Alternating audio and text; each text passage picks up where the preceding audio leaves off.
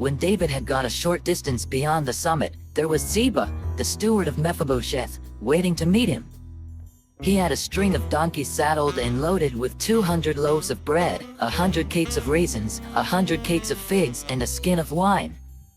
The king asked Ziba, "Why have you brought these?" Ziba answered, "The donkeys are for the king's household to ride on, the bread and fruit are for the men to eat, and the wine is to refresh those who become exhausted in the wilderness." The king then asked, "Where's your master's grandson?" Ziba said to him, "He is staying in Jerusalem, because he thinks, 'Today the Israelites will restore to me my grandfather's kingdom.'" Then the king said to Ziba, "All that belonged to Mephibosheth is now yours." "I humbly bow," Ziba said. "May I find favor in your eyes, my lord the king?" As King David approached Bahurim, a man from the same clan as Saul's family came out from there.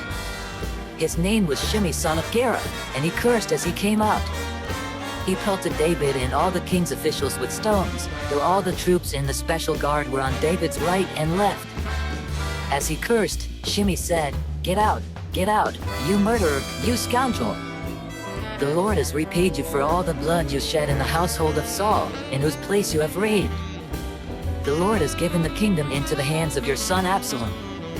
You have come to ruin because you are a murderer."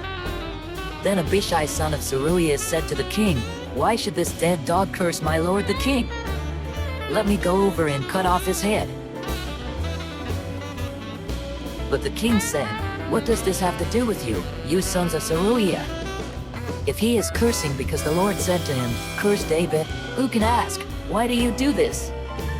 David then said to Abishai and all his officials, "My son, my own flesh and blood, is trying to kill me.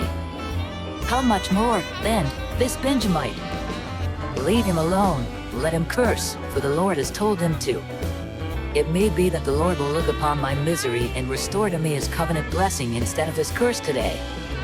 So David and his men continued along the road while Shimei was going along the hillside opposite him, cursing as he went and throwing stones at him and showering him with dirt. The king and all the people with him arrived at their destination exhausted, and there he refreshed himself.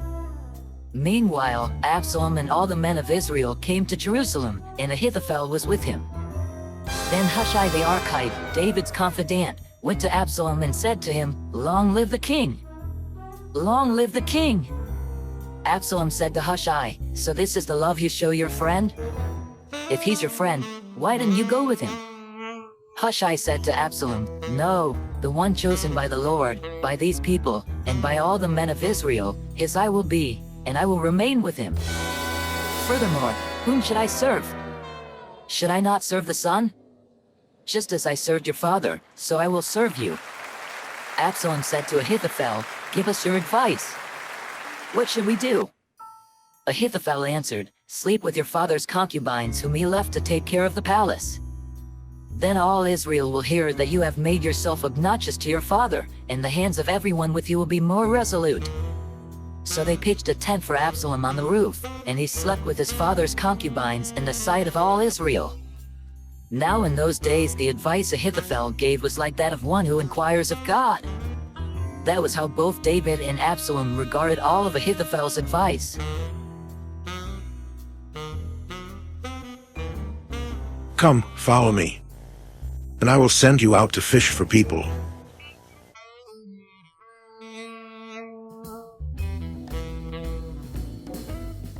I hope and I pray that the Spirit of God, the Almighty, is with you, and that His Son and His Holy Spirit bless you and your family throughout eternity.